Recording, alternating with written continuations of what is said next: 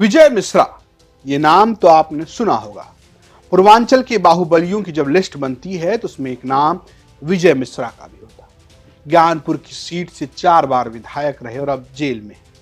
क्या उनका परिवार चुनाव लड़ेगा? क्या कुछ समाजवादी पार्टी से कोई लड़ेगा? क्या कोई निर्दलीय लड़ेगा? कोई निषाद पार्टी से लड़ेगा? ज्ञानपुर की सीट पे क्या होगा?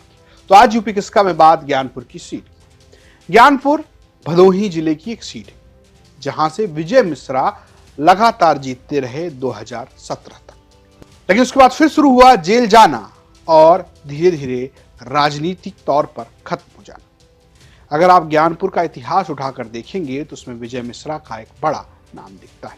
2022 में अगर आप देखेंगे तो यहां से विपुल दुबे बीजेपी से जीतते हैं, लेकिन उससे पहले 17 में विजय मिश्रा निषाद पार्टी से, 12 में सपा से, 7 में सपा से, 2 में सपा से। एक लंबी लिस्ट है विजय मिश्रा की यहां पर जीतने की। लेकिन 2022 में कौन जीता? यहां से जीते विपुल दुबे, और तब भी यहां चुनाव लड़े थे विजय मिश्रा, वो भी निर्दलीय। ना सपा ने टिकट दिया, ना निषाद पार्टी ने टिकट दिया, और उस निर्दलीय लड़ते हुए भी उनको 34,000 वोट मिले। तो क्या इस बार यहां पर निषाद पार्टी जो बीजेपी गठबंधन से विपुल दुबे को टिकट दिया था, क्या वो दोबारा वापसी कर पाएंगे? ये जानने के लिए हमने बात की विपुल दुबे से। बिना 1 रुपया सरकार को कोष दिए लूटा गया। किन लोगों ने ज्ञानपुर में लूटने का काम किया? मोहम्मद गोरी और गजनी की तरह 25 वर्षों पर यहाँ की जनता पर, यहाँ की भोली वाली जनता पर शासन किया और यहाँ का पैसा लूट के लखनऊ, दिल्ली, बंबई, गोवा, गुजरात, बड़े बड़े शहरों में बड़े बड़े टावर, बड़े बड़े मकान, बड़े बड़े कॉमर्शियल कॉम्प्लेक्स बना करके अपना यहाँ पे सिक्का चलाते रहे, और ऐसे लोगों को जनता ने खारिज कर दिया।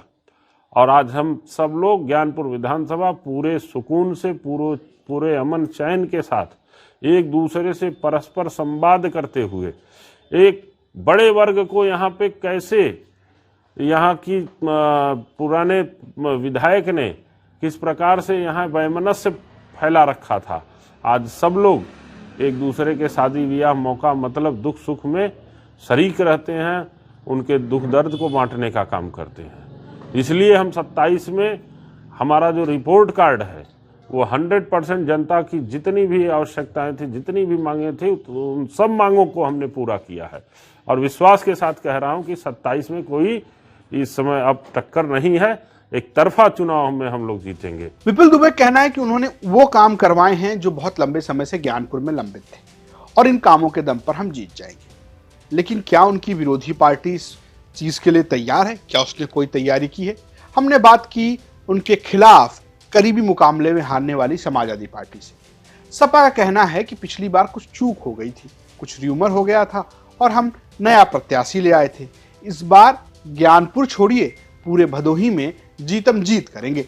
पिछले बार चूंकि जो हमारे यहाँ कैंडिडेट रहे उनको समय कम मिला, चुनाव जब एकदम नामांकन के समय उन कैंडिडेट बनाया गया, इस वजह से भाग दौड़ थोड़ा कम कर पाए। और कुछ ऐसी जिले में परिस्थितियां बनी, कुछ लोगों के द्वारा ऐसा र्यूमर क्रिएट किया गया जिसकी वजह से भी हमें नुकसान हुआ। इस बार हम हर तरीके से सजग हैं, चुनाव में पूरी ताकत लगा के 2027 में औराई भी जीतेंगे, ज्ञानपुर जीतेंगे, भदोही तो हमारी परंपरागत सीट रही है, हम सब तीनों सीटों में हमारी जीत होगी। लेकिन क्या है समीकरण जो यहां पर विजय मिश्रा को मजबूत बनाता है या निषाद पार्टी को मजबूत बनाता है?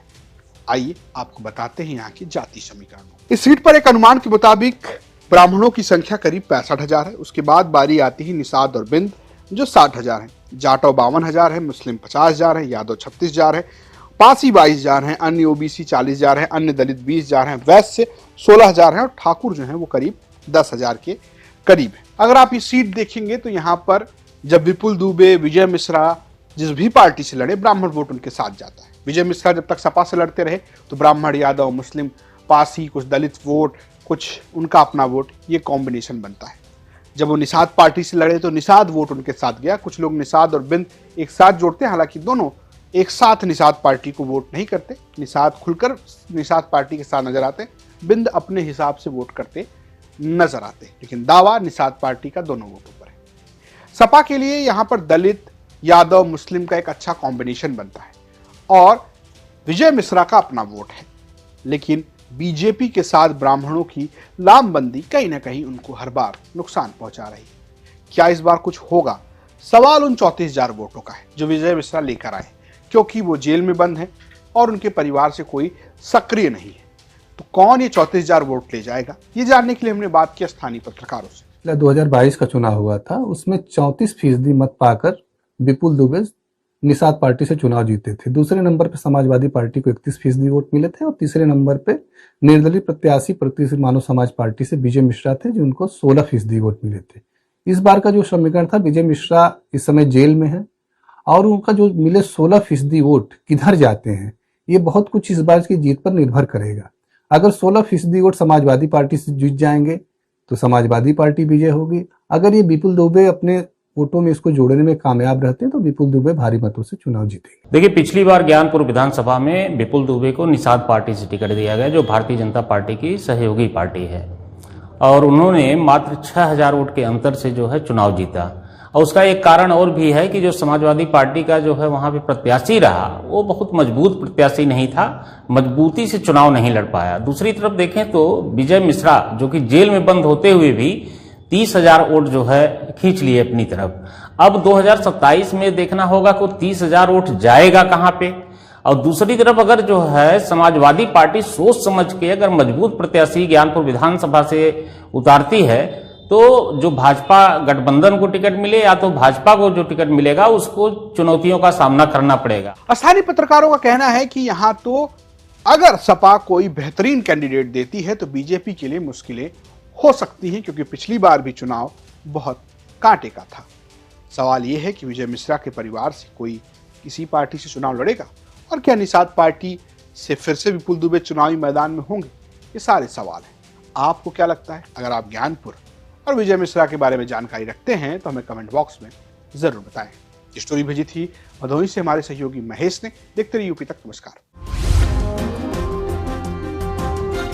लेकिन एक स्ट्रगल की आपकी कहानी लोग सुनाते हैं कि गांव में से आपने रंगमंच शुरू किया और लखनऊ के भारतीय शाहजहांपुर में कोरोनेशन आर्ट थिएटर में मैंने प्रॉपर पढ़ाई के पहले रोज शाम को एक अमेचर अभिनेता के रूप में काम किया। हमारे कृष्ण कुमार श्रीवास्तव जी हैं, जो हम लोग प्यार से कृष्णा दादा बोलते हैं, दिलीप आनंद जी हैं, जरीब मलिक आनंद जी हैं, शमीम आजाद जी हैं, महेश सक्सेना जी हैं, चंद्रमोहन महेंद्रू जी हैं, जुगनू सत्यनारायण जी हैं, सुदर्शन सलिलेश जी हैं। ऐसे बहुत सारे मित्रों की टोली है जिनके साथ में रह के हमने शाहजहांपुर में खूब रंगमंच किया। फिर उसके बाद भी सबसे अच्छी बात, शाहजहांपुर मेरे लिए बहुत स्पेशल क्यों है कि शाहजहांपुर ने मुझे लखनऊ और दिल्ली और मुंबई जाने से पहले मेरी रोजी दाल चावल रोटी मुझे शाहजहांपुर में जीवन भर के लिए सेट कर दिया था। इतना समृद्ध था कलाएं। अब वो हाई स्कूल नहीं, कला की बात नहीं, हाई स्कूल पास किया, राजकीय इंटर कॉलेज गवर्नमेंट में इसमें एडमिशन लिया। एक आपके किसी पेपर में निकला कि अप्रेंटिस चाहिए, अप्रेंटिस के लिए, ओसीएफ के लिए, ऑर्डिनेंस क्लोथिंग फैक्ट्री शाहजहांपुर।